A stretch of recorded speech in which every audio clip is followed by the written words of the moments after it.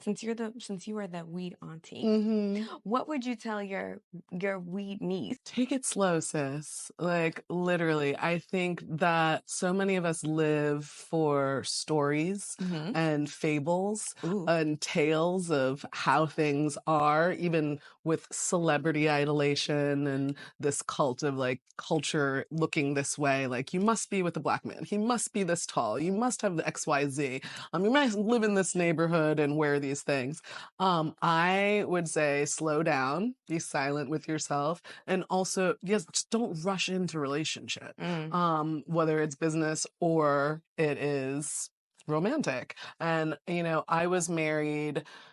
I met my partner at 26 and I was married by 28. And we lived with each other pretty soon afterwards. Like I got an apartment in Brooklyn. He had one in NoHo. I ended up basically moving in there and just having the apartment as a place just in case. Yeah. And then after a year, it was like, move in with me. And you're like, okay, yeah, I'll move in with you. But girl, you just gave up all of your autonomy. And why, for a guy that you can still see, you don't need to live there. You don't need to give up your space. And so many times as women, we believe in order to achieve that next level of being married, give up and go with this guy.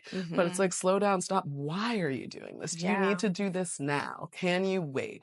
And there's so many of us who get married in our 20s and are divorced in our 30s. Yeah, because we made these quick decisions based on emotions and feelings rather than educated. Well, I was going to say, is it based on emotions and feelings, or is it really based on the thing that we're supposed to do? The metric of success that is marriage? Both. Okay. I think it's a combination of the two. The metric of success and also just your own feels. You're young, you've got all these hormones, you're all wrapped up in this love affair. You're like, oh my God, for eternity and beyond. Yes.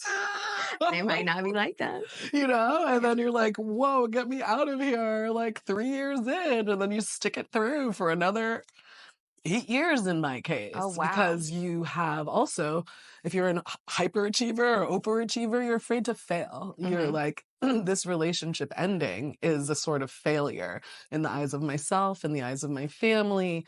And now what? Am I going to be this woman now who's on her own in New York City? Hell yes. Yeah. Best time. Best time? In most cases, yes. I realize that I love being alone. I'm like a house cat.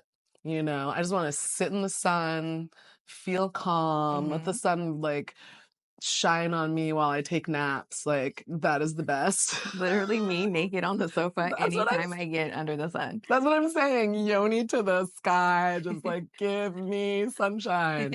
Caribbean child, we are the children of the sun.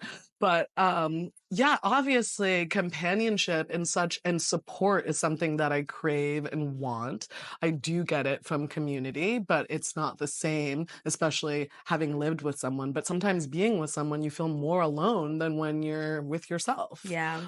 It really can feel more isolating when you're not getting along with somebody and you're forced to inhabit the same space. I would say take it slow, vet your options, figure out, is this really what you want? Is marriage even for you? Also, unraveling a marriage is traumatic. Well, okay, so first of all, that's my favorite word is unravel and untangle, because once you're in something like that, it's way easier to get married than it is to get divorced or to even break up and separate apartments, like, right? So how do you do that? And where do you, if there's someone who's watching today who's like, I'm not happy in this space, I need to untangle, I need to unravel, what is one thing you can say to them that's like, one, you can do this, and two, maybe this is the hardest part?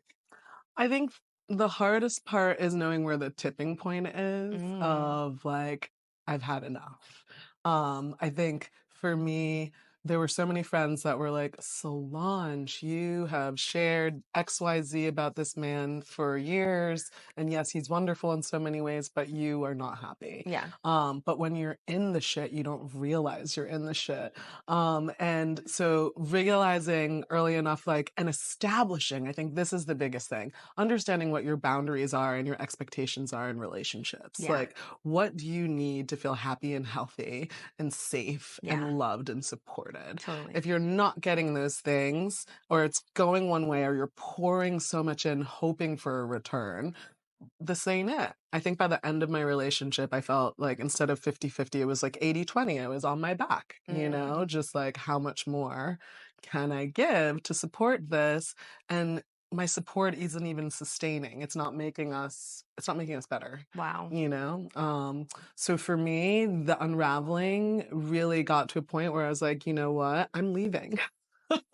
And it's not right, but it's okay. Whitney, we love Okay, you. Whitney. We love you, Yes. girl.